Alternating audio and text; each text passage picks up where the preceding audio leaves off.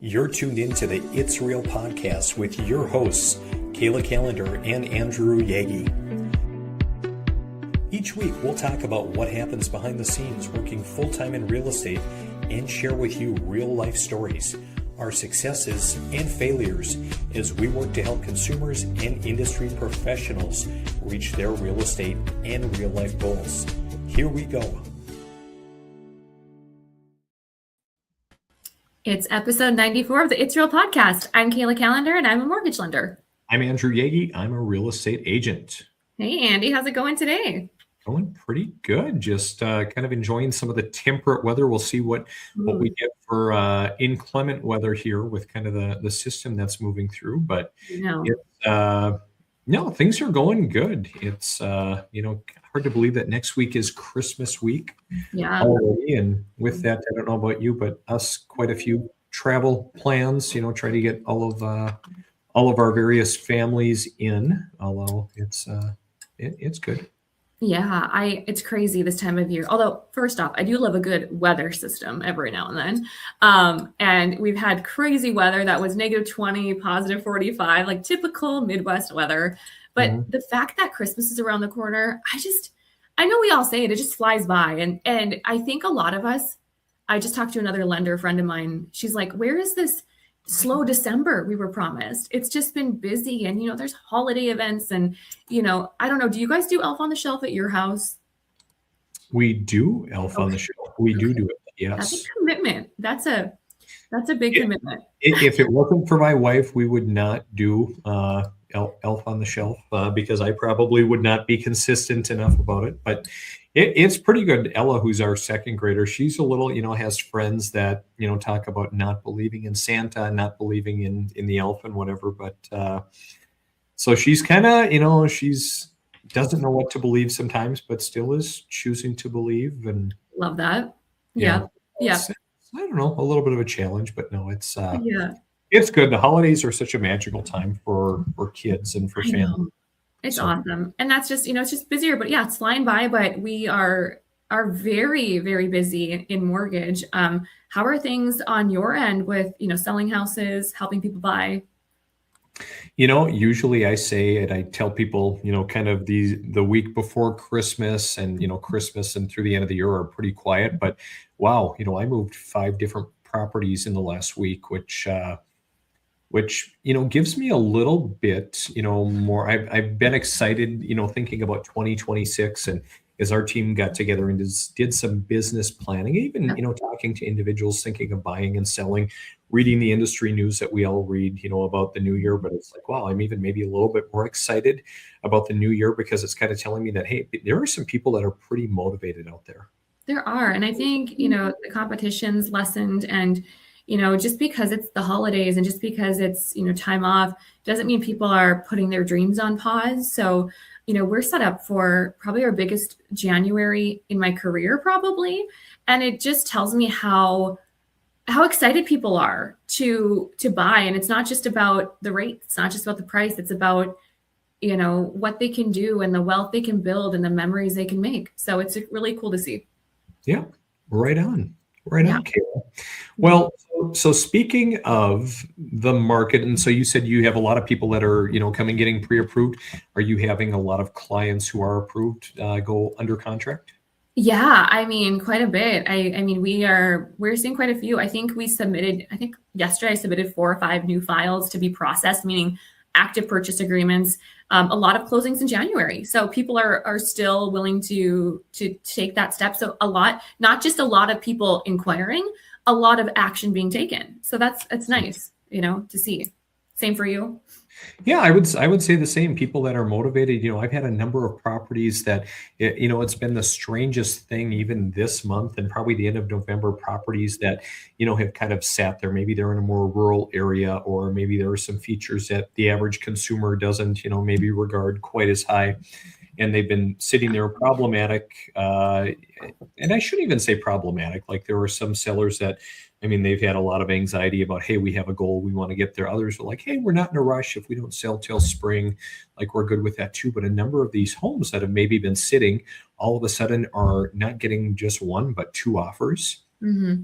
Yeah. And so So I'm seeing, motivation for a variety of reasons. A lot of life circumstance changes, job and just, career moves and things. So it's really good. But I would say too, people are maybe a little bit more excited just as rates are perceptually falling a little bit. Kayla, what are you Yeah. seeing?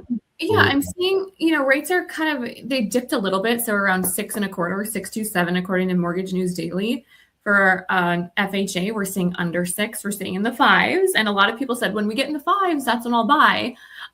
But, we're seeing them behave, basically. We're not seeing, increases. People are asking, should I lock now? And ultimately, we coach people. If you're in contract and you're saying, should I lock my rate or should I float it? I always say, would you rather lock and find out that rates declined? Or would you rather not lock and find out that rates went up? Like, what's your risk appetite? And I think really talking to clients, okay, for every 0.125, it's a $38 a month difference, just coaching people. I'm not seeing rates deter people. I'm not seeing rates be a hot topic. I think what's the hot topic is, I want this house. We're ready to upgrade. We're ready to move across the country, whatever it may be. So it's just nice because a lot of times all we talked about were rates, and in reality, I'm seeing it's not as big of a factor as it was. Sure. Yeah. Awesome. Yeah, we'll take it. Yeah, that's good to see. And I haven't seen any updated MBA forecasts or anything, kind of looking into next year. And I know, kind of the guidance that we've seen is that, hey, rates are going to kind of stick around the same spot. But I don't know. I think that, again, I think anything could happen. I know our administration right now has talked a lot about, hey, we want to get rates down more. We want to get, make housing more affordable as well. And so I don't know. I think we're going to see a better market in 2026. I think we're going to see a lot of activity, a lot of people who have been sitting around not selling or hanging onto their home. I think they're going to, they're going to make the move. I think a lot of buyers are going to re-enter the market. So for those that are sitting out there still thinking, oh, I'm just going to wait, you probably still have some opportunities for less competition between now, and when the weather really, gets nice again. Yeah, I've seen a lot of people post. There were a couple, I don't know if it was from Inman or where it was from, but a lot of realtors and lenders posting like 2026 is going to be a big year. And so it's just a reminder to people, like, I'm actually surprised how many people are, I've had 2 people reach out in the last couple hours just today, and they were qualified back in the summer and they're like, hey, I'm ready to go again. And I'm very impressed with people being proactive to say, I'm not going to wait till the new year. I want to get ahead of the curve.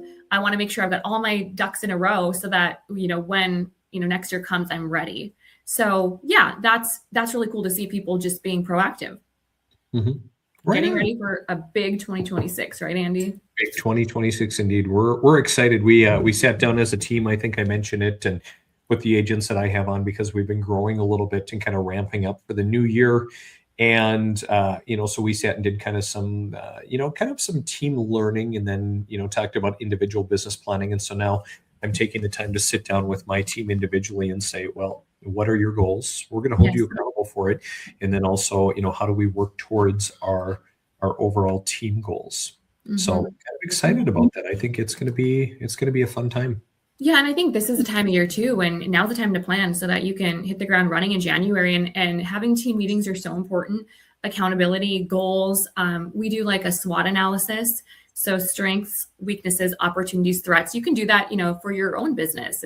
It really fine tunes like where should we focus and what did we do that was right last year that worked, and what did we learn? And what I like to do is, this is probably unconventional, but I like to go through my library on my phone, my photos, and go back to say, even like personally, and say, okay, what were things that were awesome and were great, and where were the valleys and where were the hurdles? And looking back, not just at a calendar, but your photo library is interesting, because I do a lot of screenshots too. And Lord knows I don't delete photos. I have like 107,000 on my phone. Terrible, I know. But even just like reflecting this time of year, like, oh, wow, I forgot about that. Because how often do we focus on the next goal, focus on the next thing? That's kind of what I do this time of year. And it's like transformational for me to prep for the next year. Mm-hmm. Yeah, I really like that. And I frequently will look back at photos as well. And sometimes, if I'm flying and taking trips and we're cruising from A to B, the autopilot's on, and, we're just hanging out. And even from past years, just to look and, it's really easy to think, I'm not where I should be in life, or I'm not, as far along as so and so, or, man, Kayla's really crushing it in every area of life, and I'm not. And, we talk about thief being the comparison of joy, but then also looking back over the years. And I was looking back to like when I first got into real estate, and even some of the first video I did, and stuff I put out there. And I'm like, ooh, that was bad. But wow, look at how far you've come. And even for individuals out there, looking at various things that have happened in life, or even real estate, looking back at, maybe that first house, or that maybe that place you rented, and looking at where you're at now. It's really easy to forget how far we've come in so many areas of life. It is. And I will say, I've talked to a few people recently, and they're like, yeah, I've had to shut off my social media. And it's so true. Like, our team, like, we will hit a career record this year, and yet I still will hop on Instagram or TikTok and be like, well, but look at that lender. But you want to know what's funny is, we can pull up each other's numbers, and just because you're crushing it on your videos and it seems like your life is just easy peasy lemon squeezy, doesn't mean maybe you're crushing it at work, or maybe you're crushing it at work, but your home life is a mess. And I think it's just, I'm so guilty of it. I hop on and I'm like, oh gosh, that lender is, doing this and expanding her team. And it's so easy. We still do it. Social media is fabulous, but we have to remember and be grateful for what we have and how far we've come individually. Like, when you look at your videos, Andy, you're like, wow, look how far I've come. But it's easy to get in that trap. For sure. So tell me, Kayla, the holidays, a lot of people, so obviously there are various triggers that are popping up here for individuals. They're thinking, and, maybe some of them are thinking about next year, new year, and, they're just trying to get teed up and ready to go, or, whatever the case is. But why do the holidays, do you think, trigger people to have that desire to start thinking about a home or to buy one? I think the holidays are a huge time where people are thinking about their own homes and the thought of, do I want to be here? I mean, think about it. You decorate your house for Christmas and you're like, oh, I wish I could put up a tree here, or I wish I could, host. Or people are like, let's do baking. And you're like, well, I can't. I've got a friend that she's like, I can't host. They're actually building, but they're like, I can't host ever because my first floor is cold. I hate it. It just kind of puts the spotlight on things, because you're having family in, you're seeing the things on social media, the beautiful homes. And I think it just puts a spotlight on, am I happy with where I'm at? Or you're attending someone's house and they're able to host. So I think that that's a time where people just really are reflective, because all of the things are happening, and a lot of it involves being home or in other people's homes. So that's kind of what I see is just being around family and being inside a lot. And it just exposes, are you able to have the traditions at your house? Are you able to is there enough room for, is it Elfie to do the things? Like, that's my 2 cents. But what about you? What do you think it is? Yeah, no, I think so. And two, I just think people are starting to get kind of a jump on their goals for the new year, or like, man, we're sitting here in last winter, we said, hey, we're going to get into a new house this next year. And because, hey, we hosted the holidays or whatever, and it didn't go very well, or it was cramped, or, hey, we just thought like this would be really great. And, hey, maybe we forewent getting gifts for each other and said, hey, we're going to save that money and work on our real estate goals. It never happened. And, hey, here we are in the same place as we were last year. I don't know about you, Kayla, but even, housing aside, like, I make a vision board every year and I put it kind of over my workspace at home. I have a lot of different sayings and different things that I found meaningful. And I put that vision board up there and I look at it, and I look at so many of the things that I had created this time last year. And it's like, oh, didn't quite get there. No, didn't do that. Did not even touch that. But hey, made some progress there. Hey, went far surpassed that particular area. And so again, we talk about, comparison and the like. And so it's easy to say, hey, I didn't reach my goals, but realistically, you maybe just went down another path, or life sent you down another path. And now, like we talk in the case of a house, hey, the holidays triggering the fact, all of those memories from last year, and kind of maybe a little kick in the rear end saying, I need to get moving. I would say too, that's a really good point is you're reflecting on the last year. And when you're like, am I where I was at? Am I still here? And I see clients that I talked to 2-3 years ago and, house prices are going up, rates haven't changed. And I can tell a lot of them. And some have told me, gosh, I just wish I would have, acted, or some are saying, I'm so glad I did. But yeah, it's a time of year where it's just a very reflective time. Mhm. Mhm. Well, speaking of reflection, Kayla, I appreciated this article in Inman the other day that talked a little bit more, about people thinking about houses, and even this obviously is more of a guideline for agents and lenders, since it's an industry publication. But Yeah. it's talking about the fact what happens when you stop selling bedrooms and start selling Saturday mornings. Agents who lead with lifestyle, not layouts, are winning buyers in a market shaped by delayed life decisions. Hmm. Yeah. Talk about that from your point of view. Oh my gosh, I could talk about this for an hour. When I talk to my clients, first time home buyer, let's say, they're like, hey, I really think I want to buy a house. I don't send them an application and say, cool, we're going to get you qualified and awesome. No, we talk about, well, tell me what's motivating you. Oh, I've got a dog and it's in an apartment and we really want to expand our family. We want to have kids next year. And you really talk to people about their pain points and their pleasure points. So it's like, well, what is motivating you? Why? It's not because a lot of times it's not always, well, it's an appreciating asset and I really want 4 bedrooms because I just want, another bedroom. It's, I want more space. I really want to stop paying for someone else's mortgage. I really want to move across the country for a new job or what have you. And so I take the exploratory approach of finding why people are motivated and saying to them too, well, what are you most afraid of when you think about buying a home? Because that allows me to see, okay, where are the things we can focus on to help kind of get them off the ledge or to convince them that, hey, that's actually not true, because a lot of things are myths that they hear. But also, I think it's just having conversations and talking about people's lifestyles. I feel like a lot of agents and lenders might say, well, here's your payment and here's your cash at close and see you later. But they're not taking the time to discover like what's in people's hearts and their minds. So I relate to this article a lot because people are thinking about their Saturday mornings on the patio. They're thinking about reading their kids' bedtime stories. They're not thinking square footage, bedroom. Yes, those are important, but we really need to get to the core and have empathy and understand what is motivating you, what is triggering you. We talk about the holidays.